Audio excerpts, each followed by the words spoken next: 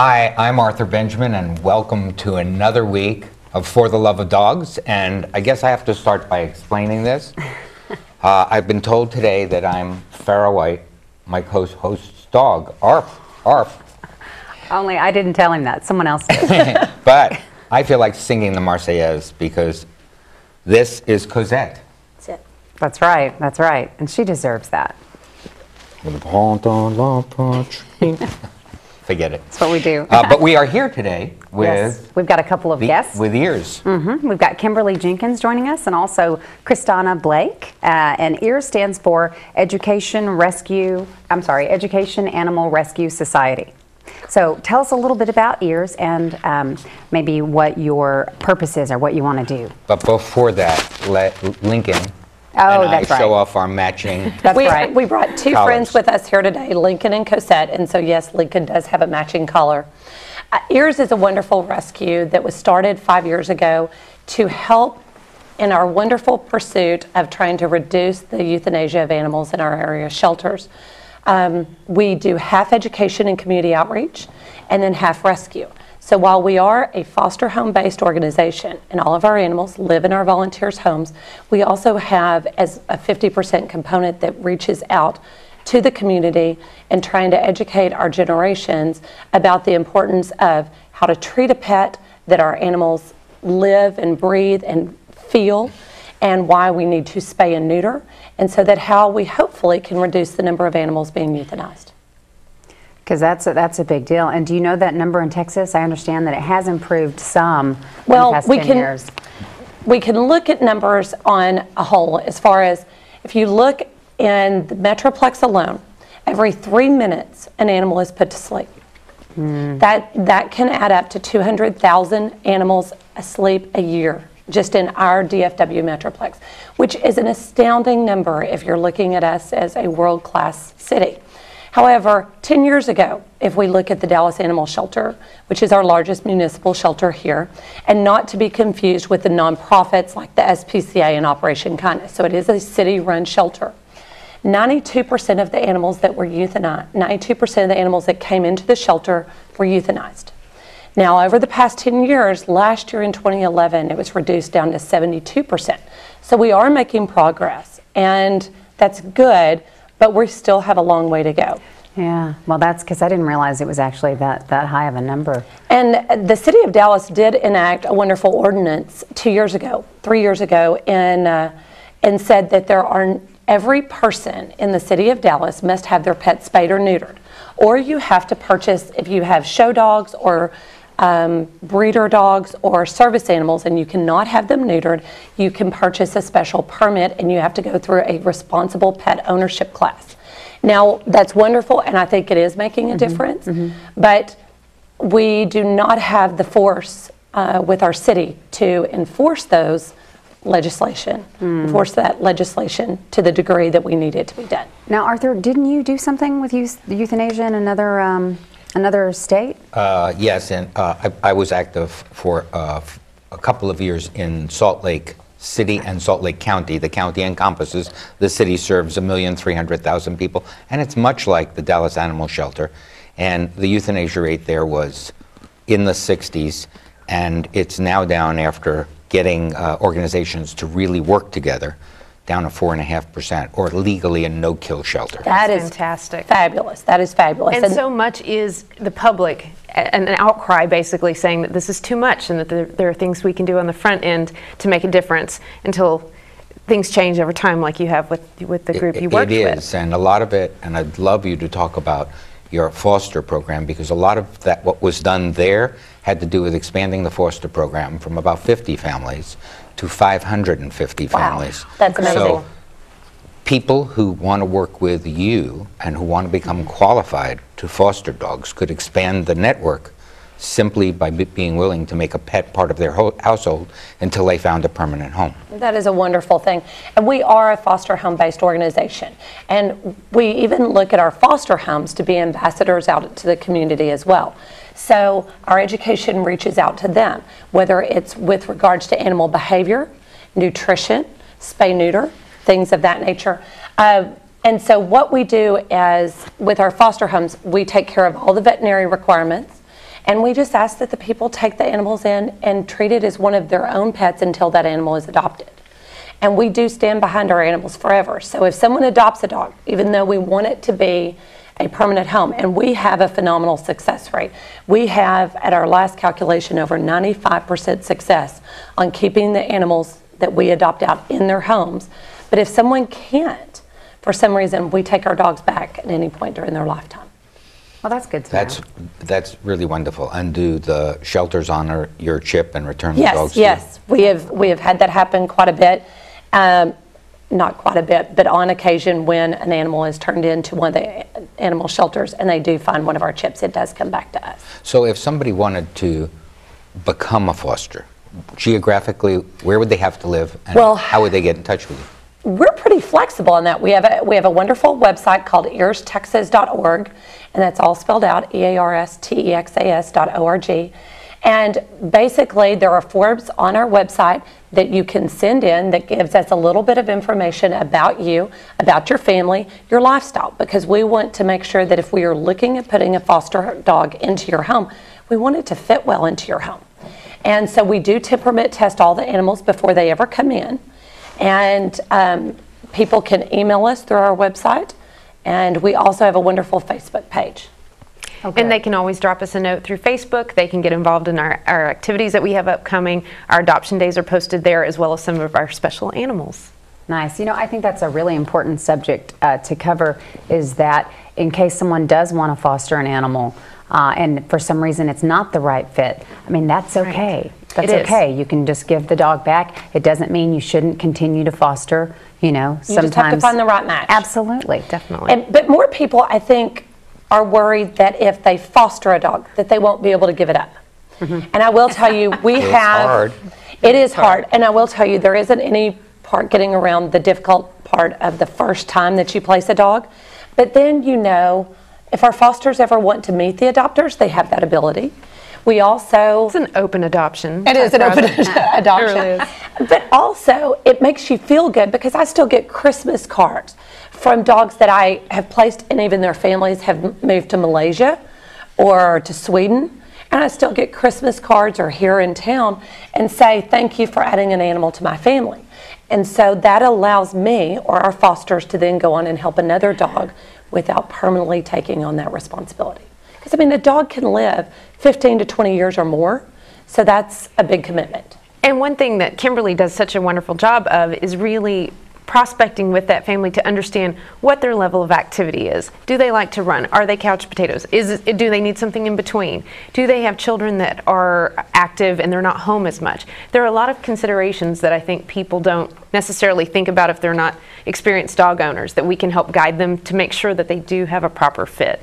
That's really going to be a good member of their family long term. How many of your dogs are like this, attentive? Well, I would like to say, you know, while we do take in some dogs that need more work than others, Lincoln came from the Dallas Animal Shelter as a puppy who had been hit by a car, probably. What kind of dog is Lincoln? He is a Plott Hound, P-L-O-T-T. It's not a very common breed. It was a dog that was brought here from Germany by the Plott family. They're fabulous family dogs, but they are a hound, so they are an active breed. Unfortunately, Lincoln lost his back leg. It was not able to be saved. But he does not have an idea. He is perfectly fine. He loves to go on walks. He currently lives in a foster home with a Rottweiler and a Beagle. And he gets along with dogs, as you can see, of all sizes. And people, I think, are a little bit concerned about the three-legged part, but I think he's just adorable. He's unique. He really is unique, and he does seem to get around just fine. I rescued my first Plott Hound in '95, and it was an amazing, amazing dog. Yeah, it's kind of bizarre how we're still coming along breeds that we haven't heard of. This is the first I've heard of this. They were added to the AKC show about 3 years ago, was the first time.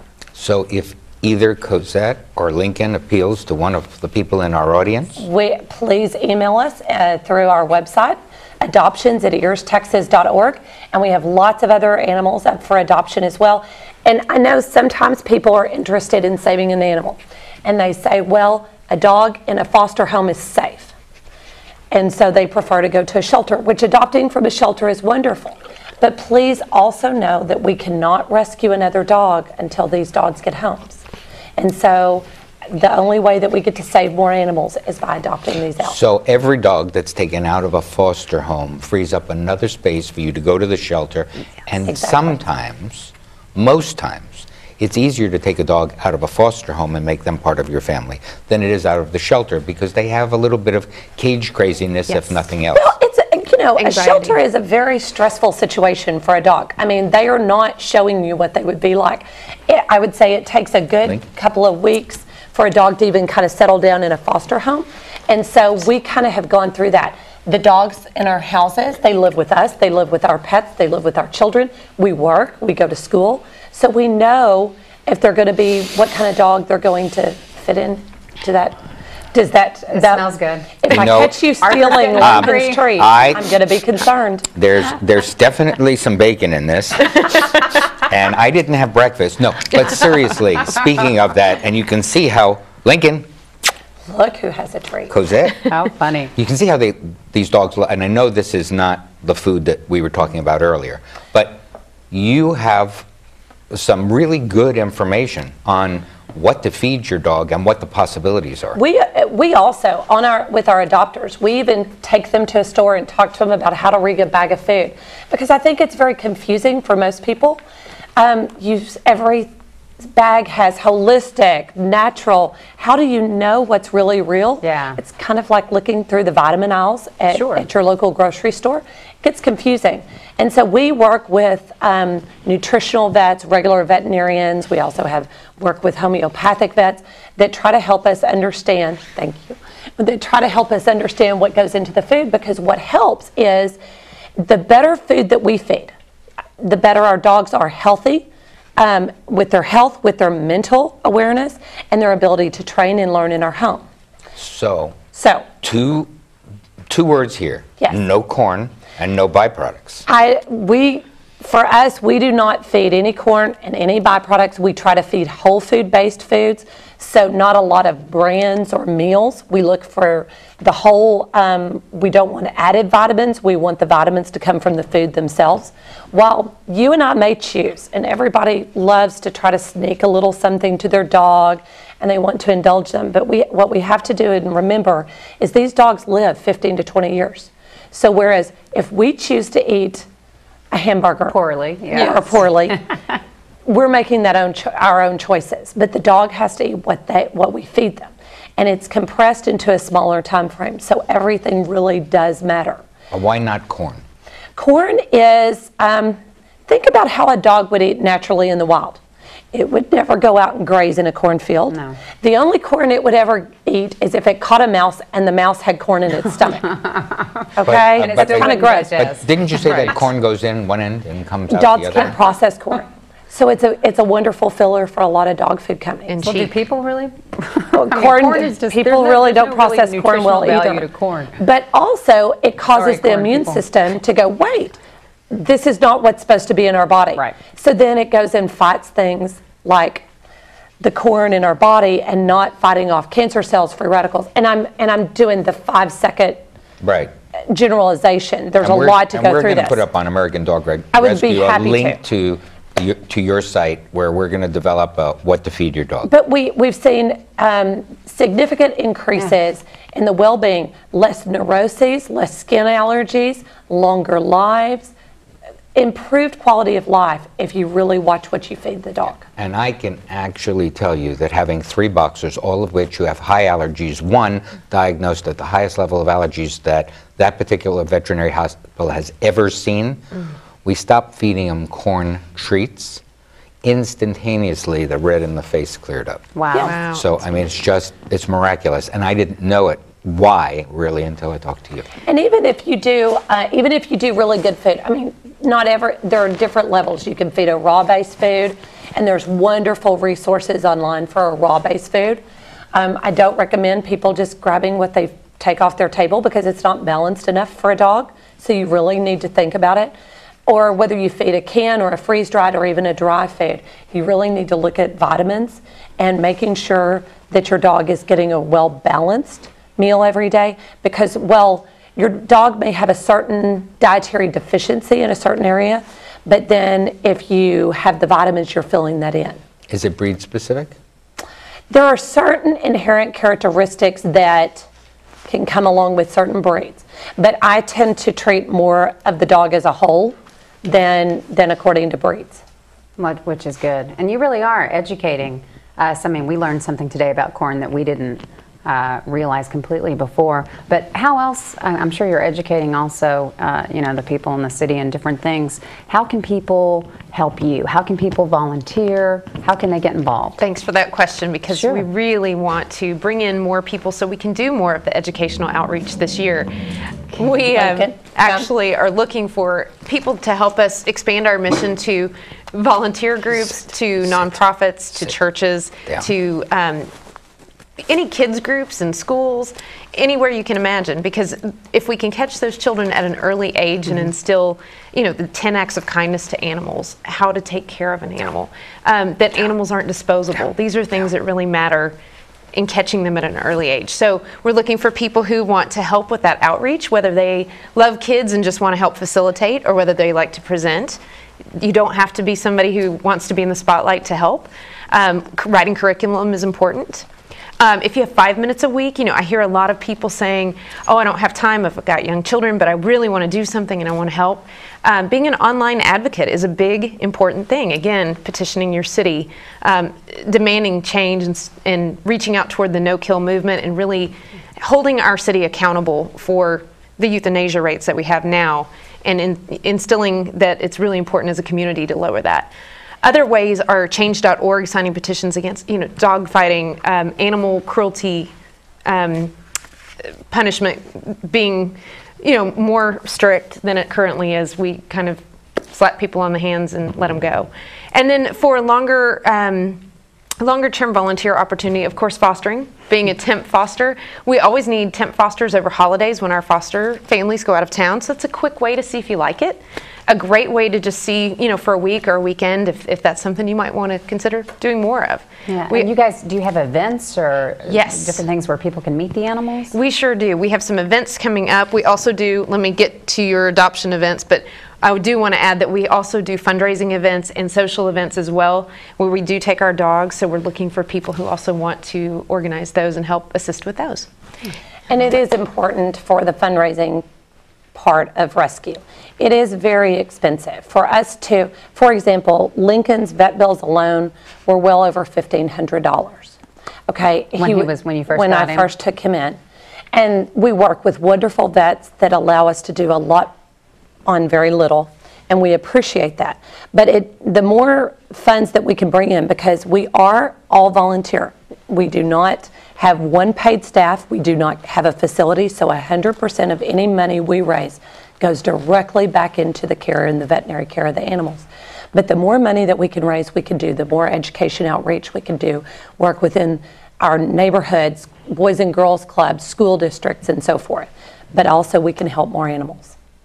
And so you had said, so you do have a few events We do. coming up? We have some wonderful events coming up on the in April and May. We both have events at Gypsy Wagon, Oh, nice. which is at the Knox Henderson area, and information is on our calendar on our website. Love that place. It's a great place. So you can shop, you can look for dogs, you can just meet and greet, come out and see if you want to volunteer with us. We also have one at City Pet Life on March 24th. That one will be coming. Preston Royal area. Yes. So that's the first one, and then the 2 Gypsy Wagon events, and that's also posted on their page. Well, I have to say, we can't thank you enough for being here today and for bringing these sweet babies. They're wonderful, and they're both up for adoption, so we need loving homes for them. Cosette, Cosette and Lincoln, and many other wonderful animals that are also up on our website. And we will be posting a video of Lincoln from his 4-legged fashion debut, his strut on the runway. So Where we put him in a wedding dress. Oh, how funny. he'll be on our Facebook Oh, I would page. love to see that. Well, if you want to learn more about EARS or make a donation, visit their website. It's www.earstexas.org. So stay tuned. We'll be right back. Arf.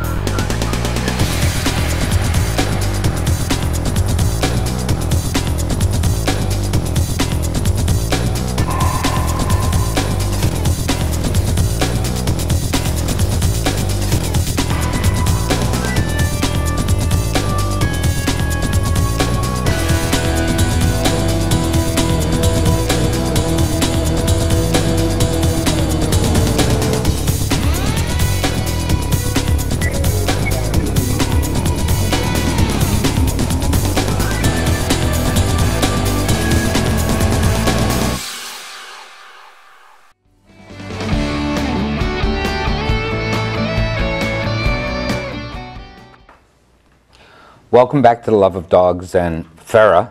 It is really amazing that a year has passed since the devastation in the Japanese earthquake of the Fukushima. I always get it not quite there, but I think I got it. Fukushima nuclear plant and the aftermath of that. Yeah, that was absolutely horrifying, and they're still dealing with a lot of stuff.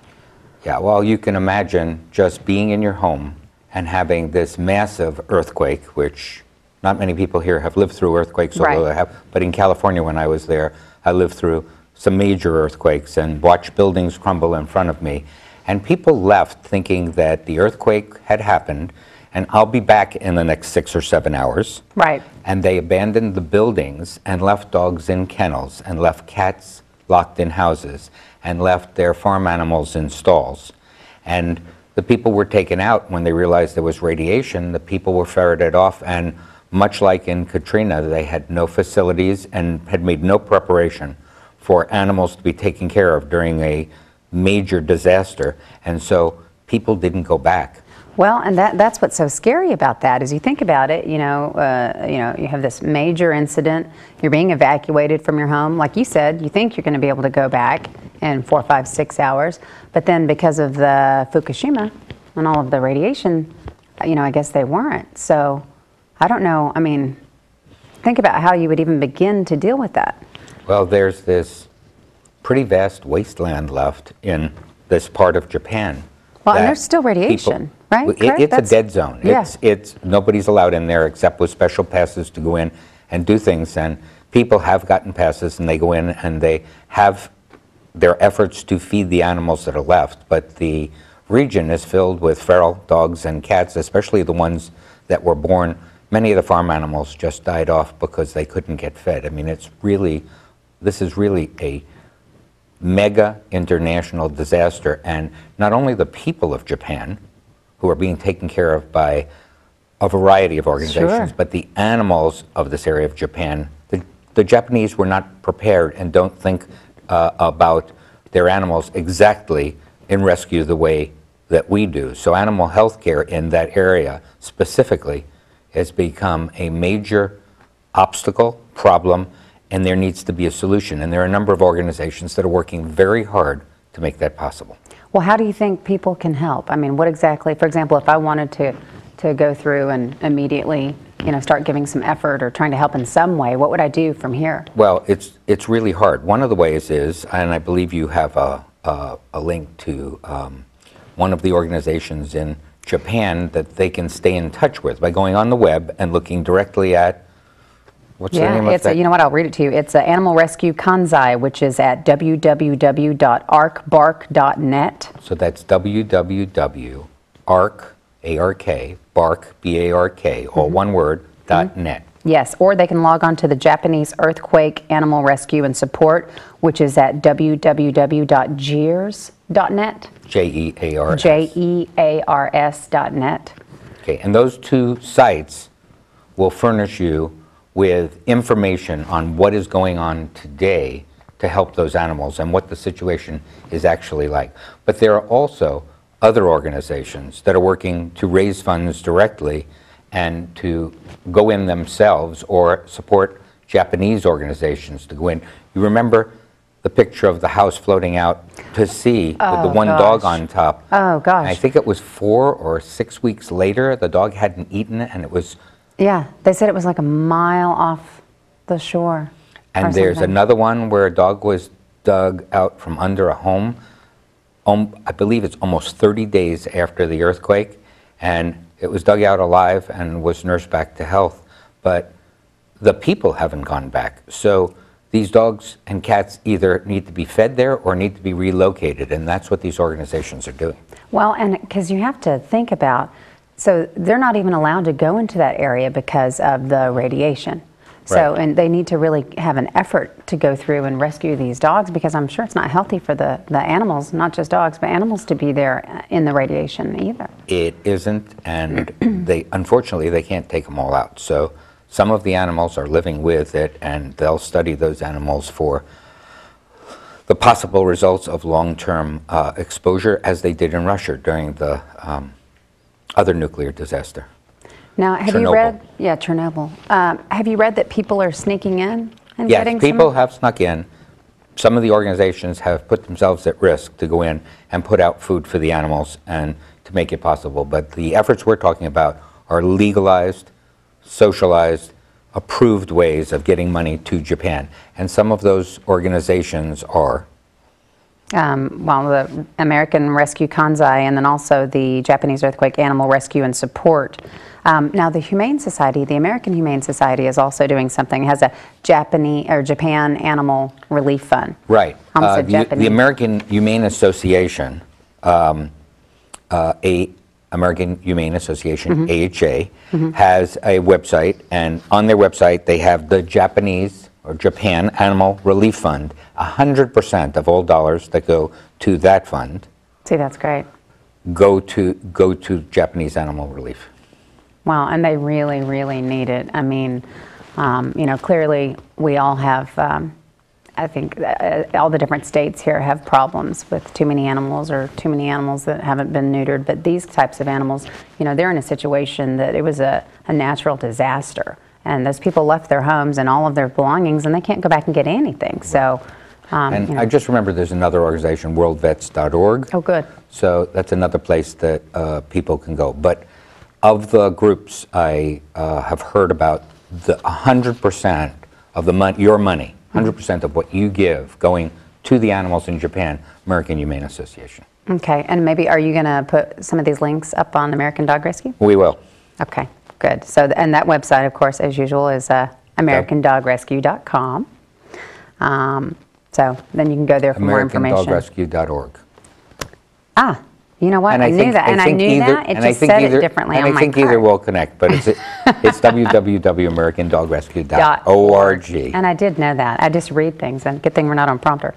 Be sure and follow us on Facebook and Twitter and YouTube, because we need your help and we need your support, and you can find out more things about different shows upcoming and so forth. So We anyway. look forward to having you back next week. Absolutely. We'll be here. See you then.